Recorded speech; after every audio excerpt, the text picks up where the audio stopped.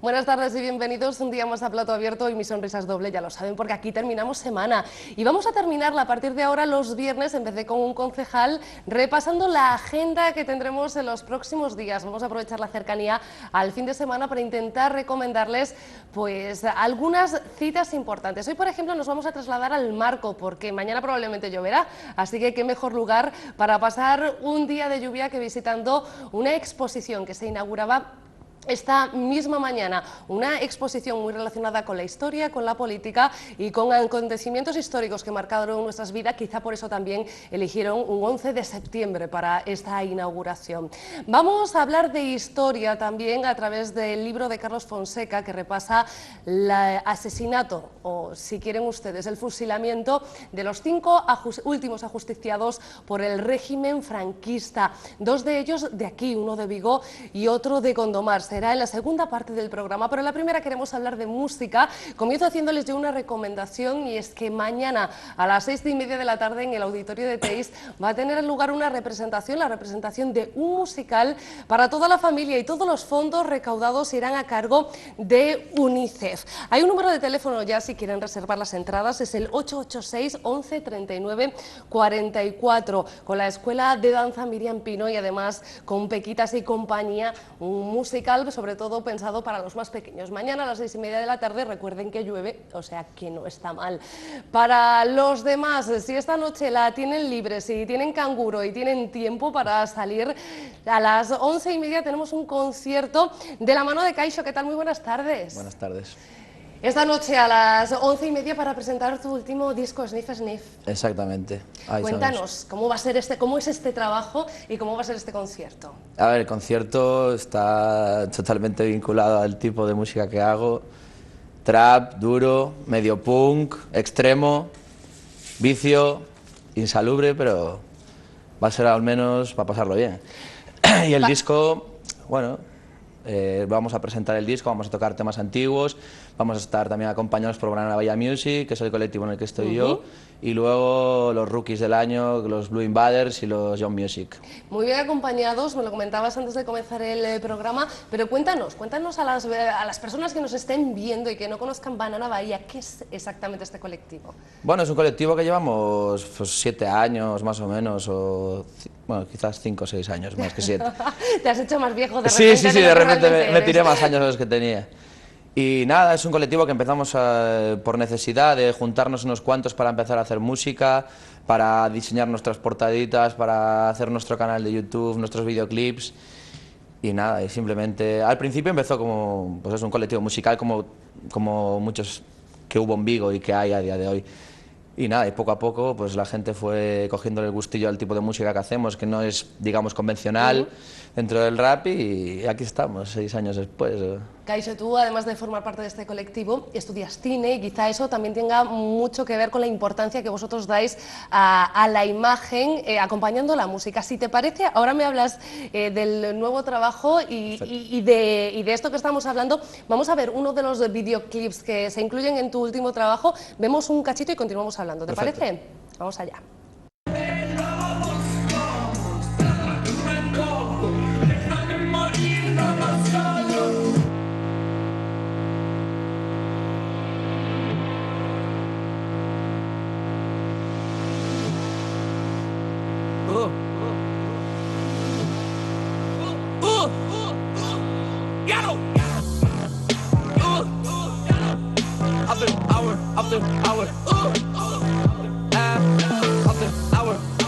Sin fin, yellow. After that, sin fin, yellow. Estaba en un limbo lleno de lobos, como estaba con el coco. Déjame morir, lo hago solo. New pumpkins here, you want to believe. ¿Quiénes serán? ¿Quiénes somos? Solo humo sin identidad. Importante también la imagen en el mundo de la música, y cada vez más. Sí, de hecho ahora mismo es pieza clave, yo creo, dentro de todo el entorno musical, ya que la industria está bastante mal a todos los niveles. Pues vender tu imagen como música, incluso diría que está más valorada la imagen del músico, la imagen de la música que haces, que la propia música. Bueno, marcáis tendencias, ¿no? Los músicos. A ver, claro, evidentemente marcas tendencia. intentas llegar también, y hay que decirlo, a marcas de ropa, marcas de alcohol, o, bueno, marcas en general que patrocinen tus giras, que te den ropa, que te ayuden a llevar esto arriba. Principalmente pues porque no hay industria, y segundo porque nos hemos convertido, no yo quizás en este caso concretamente, pero muchos grupos se han convertido en referencias de la moda. Por ejemplo, en Estados Unidos, A$AP Rocky y otro tipo de cantantes se han convertido en iconos de moda, que los propios diseñadores les dan la ropa para que salgan con ella en los videoclips. Los videoclips, como puedes ver, bueno, no exactamente este, que es un poco más así de fiesta y tal, pero sí que salen marcas de bebidas, salen marcas de ropa, que marcan un poco la tendencia de cómo viste, digamos, por ejemplo, en este caso, el rollo que me gusta a mí, ¿no? Pues el rollo del New Punk, que tenemos todo ese Lo que rollo. se supone que representas y que van a comprar aquellos que siguen tu música también, ¿no? Claro, quizás sí, por un lado sí. El rollo oscuro también es el rollo dark, es un rollo que ahora tenemos muy marcado, pero bueno, que va cambiando también eso. Por ejemplo, también hay otra gente que le gusta más vestir de colorines y con estampados, ¿sabes? Va cambiando esa historia. Ahora hablamos de la industria musical a la que hacías ya referencia, porque ha cambiado mucho la forma de vender música o vender productos en estos últimos tiempos, pero antes, si te parece, te veíamos delante de la cámara. Lo tuyo, en teoría, sería estar detrás.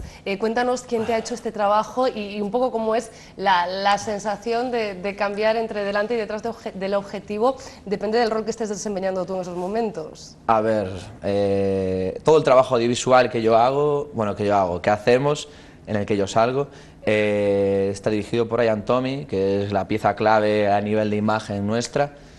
Y bueno, yo realmente no tengo... Yo detrás de la cámara me gusta más pues, el guión, me gusta más lo que conforma digamos, la película o conforma un programa de televisión o lo que sea, desde, digamos, un par de pasos más atrás que delante justo de la cámara, o sea, detrás justo de la cámara. El papel de actor, de personaje, que es el que representa a los músicos, lo tienes asumido. Sí, sí, a mí me gusta, aparte, o sea, a mí me gusta actuar realmente.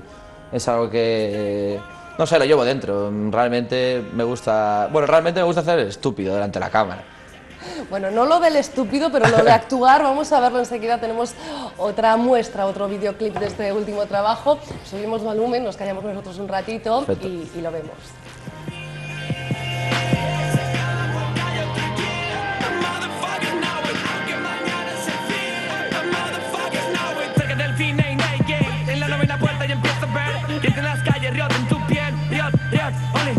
Yo te mama en rot, en your head, escribo idiotes, lo que es hacer AC en AB, resistencia y sobrevivir en yo te escribo fuego, el agua se contaminó. I know the cup die, no es la solución. Stay working, break it, todo por el money. El idioma es importante en este tipo de música y las letras. Me estabas hablando del contenido, mientras nuestros espectadores escuchaban la canción, también son importantes en tu música.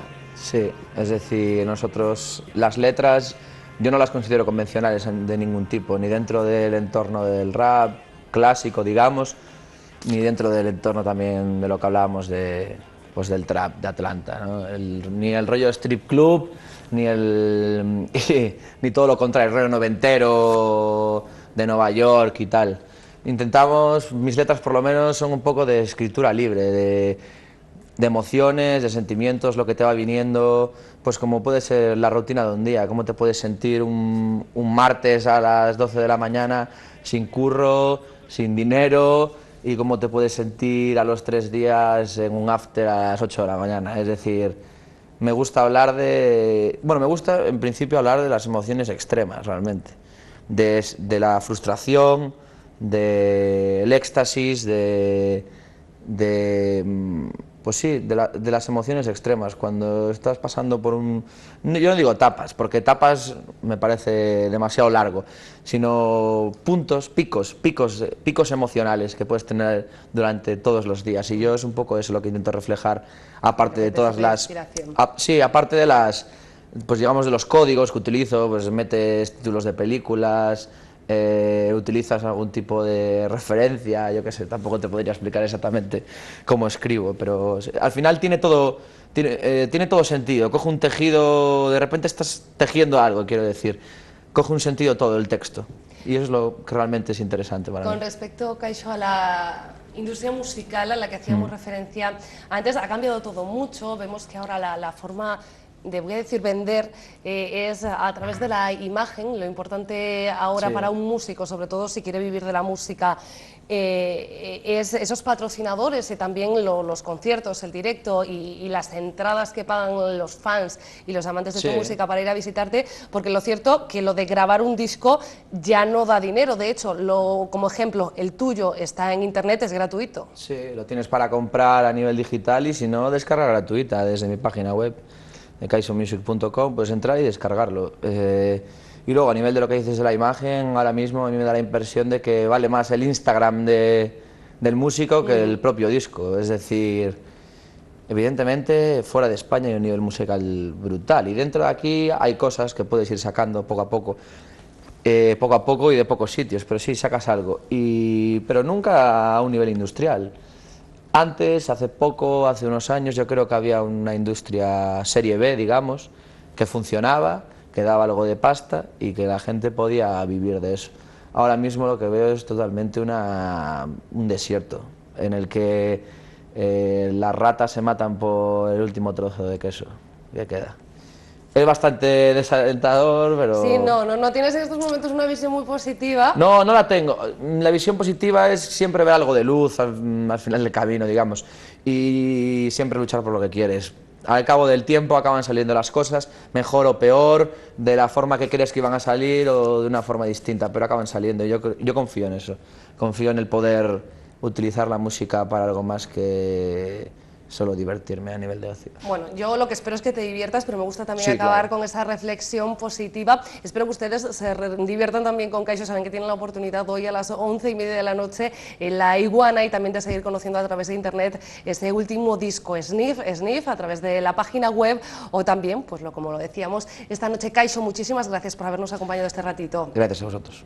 Y ustedes no se me vayan porque yo me voy a despedir, pero me voy a despedir a medias. Vamos ahora mismo a trasladarnos al Marco para conocer esa exposición de la que le hablaba enseguida y vamos a sentarnos, yo lo voy a hacer también, con el escritor Carlos Fonseca. Es una entrevista que grabábamos hace 2 días cuando Carlos recalaba en Vigo para presentar aquí ese libro que recoge, como les comentaba al principio, la historia de esos últimos 5 fusilados del franquismo, entre ellos José Humberto Baena de Vigo y también otro joven de apenas 21 años de Gondomar. Vamos a hablar con él de la historia de estos jóvenes, de la historia de sus familias, de los últimos coletazos del franquismo. Como les digo, es una entrevista grabada, así que les dejo con estas 2 últimas propuestas y los dejo también físicamente, al menos hasta la semana que viene. Un abrazo.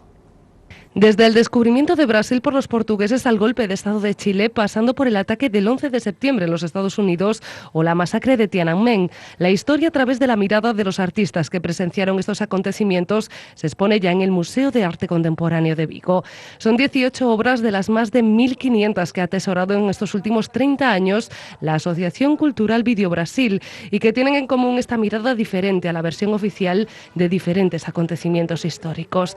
Entre las temáticas destacan la violencia de Estado, las fronteras políticas o los perjuicios. Exposição que tem esse caráter extremamente político, por trazer questões de ordem política, culturais muito contemporâneas e, de certa forma, comentar alguns momentos importantes na história da humanidade. Memorias Imborrables contribuye a rescatar la memoria de eventos y conflictos cuya interpretación se ha basado siempre en las versiones oficiales de la parte vencedora, ofreciendo narrativas personales que se hacen públicas a través del arte. Es una de las características también del certamen del que emanan, de Vídeo Brasil, nacido en 1991 después de un periodo de represión, de dictadura militar, en la que los artistas utilizaron el vídeo como forma de trasladar la otra realidad a la población. Essa capacidade híbrida do vídeo e por ser uma mídia de comunicação, ele tem essa força e tem potencializado tanto o cenário de arte contemporânea. O vídeo hoje, nessa relação direta com as artes visuais, com o cenário de arte contemporânea, que eu acho que foi muito reativado e aquecido pela presença do vídeo. Podremos visitar esta exposición hasta el 7 de febrero, recuerden, en el Marco de Vigo. Desgarradoras las palabras de uno de los 5 últimos fusilados por el franquismo, un vigués que fallecía víctima de la pena capital en España. Era una de las últimas víctimas por el franquismo. Esta historia y la de los otros 4 fusilados en 1975 están recogidas en un libro que se presentaba ayer en Vigo, Mañana cuando me maten. Su autor continúa en la ciudad y nos atiende en estos momentos Carlos Fonseca. ¿Qué tal? Muy buenas tardes. Hola, buenas tardes.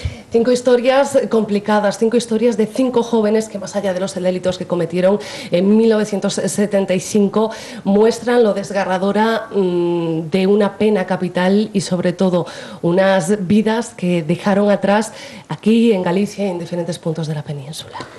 Pues sí, estamos hablando de unos hechos que ocurrieron hace 40 años, que puede parecer que es mucho tiempo, de hecho lo es, pero cuando hablamos de historia, 40 años no es tanto. Y bueno, se producen en un contexto, como bien has dicho, estamos en la etapa final del franquismo y hay una lucha entre los sectores más intransigentes del régimen que pretenden perpetuar un franquismo sin Franco y otros sectores más aperturistas, yo creo que no tanto por convicción como por necesidad, que eran partidarios de llegar a un acuerdo con la oposición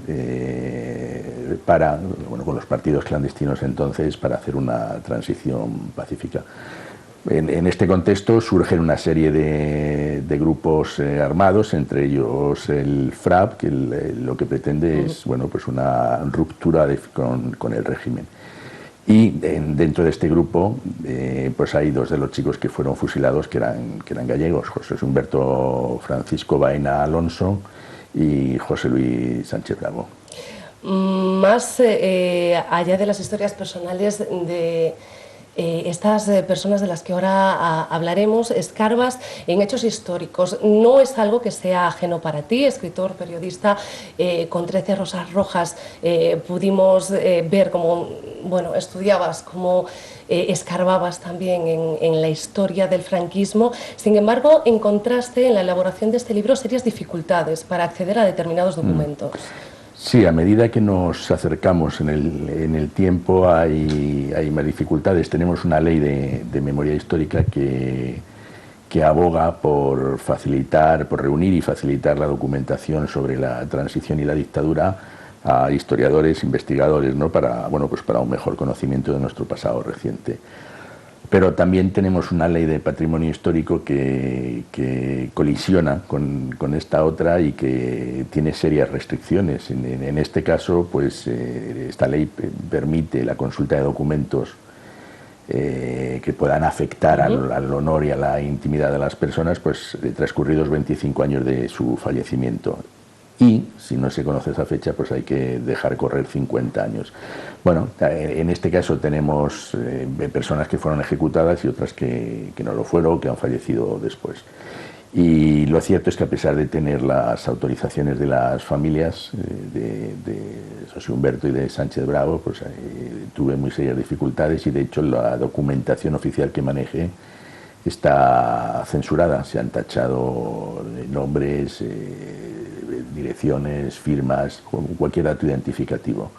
Pero bueno, también con la ayuda de los abogados que sí guardaban copias íntegras, pues entre unas cosas y otras he podido componer el puzzle. Supongo que no esperabas tantas dificultades, pese a que la experiencia ya la tenías. También me imagino que encontrar esos obstáculos en el camino, no sé si decir que lo hacen más interesante, pero por lo menos animan a continuar.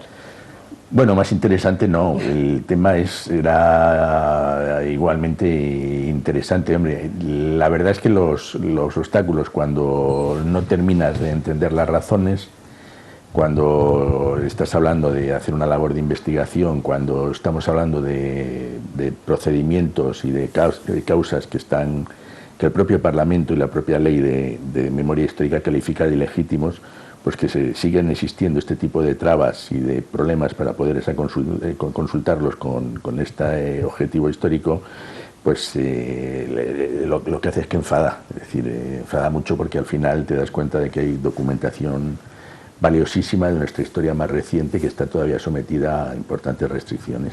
Y tan reciente, 40 años, una efeméride que se cumplen unas 2 semanas, 40 años, y por lo tanto muchos supervivientes, muchos familiares de esos 5 hombres, esos 5 jóvenes que perdían la vida en aquellas últimas ejecuciones sumarias. Ayer pudimos ver aquí en Vigo a Flor Baena, y también a personas que conocían, que recordaban a estos jóvenes que apenas superaban los 20 años cuando se encontraban con la muerte. Sí, José Humberto tenía 24 y en el caso del otro gallego, de José Luis Sánchez Bravo, tenía 21. Y sí, ayer estuvo Flor Baena, la hermana ya tenía 21 años, estaba casada, tenía un crío pequeño cuando fusilaron a su hermano y estaban muy unidos. Y también pues tuve la ocasión de estar en Murcia, en la Manga del Mar Menor, con Victoria Sánchez Bravo, la hermana de José Luis, que fue la única persona que pudo pasar, estuvo ella, estuvo la madre y los hermanos, pasaron la noche con José Luis cuando estaba en capilla unas horas antes de fusilarlo. En el caso de Sosi Humberto, pues al padre le avisaron unas horas antes de que bajaba a Madrid y estaba antes de la madrugada o no podría ver a su hijo con vida. Entonces con su hijo mayor, con Fernando, alquilaron un coche y llegaron a tiempo de estar media hora para despedirse. Y aludías al principio a una carta, Sosi Humberto no sabe si los padres van a llegar y lo que hace es pedir lápiz y bolígrafo y escribir esa carta de despedida tan dramática, ¿no?, que empieza con aquello de papá, mamá, me fusilarán mañana de mañana. Tan dramática y tan valiente, porque qué valentía en esas palabras que intentan desprender el dolor de los familiares para que sigan luchando por la causa de uno, ¿no? Sí, él les dice además que está preocupado por ellos porque son viejos y él sabe que les quiere mucho como él, pero que no está preocupado y que él, en la medida que cabe pensar de lo que se puede ser una persona que está condenada a muerte y que sabe que la van a justiciar en unas horas, pues es obvio que lo que pretendía era trasladar una cierta tranquilidad y sosiego, por otra parte imposible. Complicadas, esas situaciones personales de muchos de ellos, esa valentía que se desprende en la carta, sobre todo de personas muy jóvenes que sabían lo que estaban dejando atrás. En el caso de José dejaba unos padres, una familia. En el caso de otros ajusticiados dejaban incluso mujer y futuros hijos que no pudieron conocer, ¿no?, con 20 y pocos años en la flor de la vida. Sí, José Luis estaba casado con otra chica de su misma edad, con Silvia Carretero, que también había sido detenida y estaba encarcelada en la prisión de Yeserías y estaba embarazada de 3 meses. Entonces esa noche le dieron autorización, trasladaron a Silvia hasta la prisión de Carabanchel y tuvieron ocasión de estar unas horas juntos. Luego, Silvia saldría de prisión, marcharía a París, tuvo a su hija en el país vecino y yo tuve la ocasión de estar con ella en Madrid y son hechos que obviamente marcan para siempre, pero la vida sigue. La presión internacional intentó evitar esas últimas ejecuciones, no fue posible. ¿La historia hubiera cambiado de haber sido así? Habría cambiado para los 5 ajusticiados, es decir, teníamos el recuerdo en el año 75 de lo que había sido el proceso de Burgos en el 70, ¿no? Entonces sí se consiguió que la presión internacional consiguió que el régimen conmutara las penas de muerte, pero en esta ocasión no fue así, y aunque también hay que recordar que los tribunales impusieron 11 penas de muerte, de las cuales se ejecutaron 5 o 6 fueron conmutadas. Aquellas ejecuciones fue probablemente o con certeza el hecho más dramático, digamos, del final del franquismo y, bueno, supuso una cadena de condenas. Bueno, de Naciones Unidas, la Asamblea de Naciones Unidas condenó los fusilamientos, la Comunidad Económica Europea retiró a los embajadores, el Vaticano no firmó el concordato, pero bueno, las cosas al final también se olvidan pronto y Franco murió a los 2 meses y bueno, digamos que las relaciones internacionales poco a poco se fueron normalizando y los muertos bien enterrados estaban. Con los muertos enterrados, algunos de ellos sin nombres en las lápidas ni sin lugar a donde ir a visitarlos, hacía referencia al principio de la entrevista a la ley de la memoria histórica, una ley que sin embargo no te permitió a ti facilitar el trabajo en el que estabas inmerso. A muchas familias no les permite todavía ir a visitar a sus muertos o saber en qué circunstancias han muerto. Supongo que todavía la sociedad, a pesar de que han pasado 40 años, puede parecer poco relativamente para los que no recordamos o no vivimos el franquismo, pues es toda una vida. Lo vemos quizá con otra perspectiva. ¿Qué más tiene que pasar para que la sociedad asumamos de que eso es una época pasada, que tenemos que asumirla y reconciliarnos con ella, uno y otro? No, sí, yo creo que está perfectamente asumido que es una época pasada. Lo que ocurre es que yo creo que de esa época pasada quedan muchas cosas por explicar y no se trata de reabrir heridas del pasado como pretenden muchos, sino sencillamente de cicatrizarlas. Es decir, no estamos hablando de reabrir la historia o de recuperar la historia con ánimo revanchista, sino sencillamente por el mero conocimiento. En este país hemos tenido una historia oficial durante 40 años y yo creo que ya va siendo tiempo de que también demos la voz bueno, pues a los que perdieron. Y es cierto que hay una generación, los que nacieron después de la dictadura, para quienes este episodio será absolutamente desconocido o tendrán referencias muy vagas, ¿no?, de lo ocurrido. Yo creo que es bueno que de estas cosas se sepan y que se haga una labor divulgativa. Lo triste efectivamente es que para muchos haya un desconocimiento sobre los sucesos que ocurrían en nuestra historia relativamente reciente. Por eso te preguntaba qué tenía que cambiar todavía en la sociedad para que esa reconciliación sea real y no simplemente un mito. Pues lo que tiene que cambiar es que desaparezcan los miedos a contar realmente lo que ocurrió, que se abran las puertas y que pues, documentación de toda aquella época sea puesta, tengan acceso los investigadores y se reescriba la historia, o no se reescriba, se complete la historia que tenemos conocida hasta ahora. Y nada más, y interés por la gente por saber. Bueno, yo espero que esa historia aparezca realmente en los libros de texto en muy poco tiempo y mientras tanto nos quedamos con libros como el tuyo, como Mañana cuando me maten. Muchísimas gracias por haber estado con nosotros. Nada más, muchas gracias, nos vemos mañana.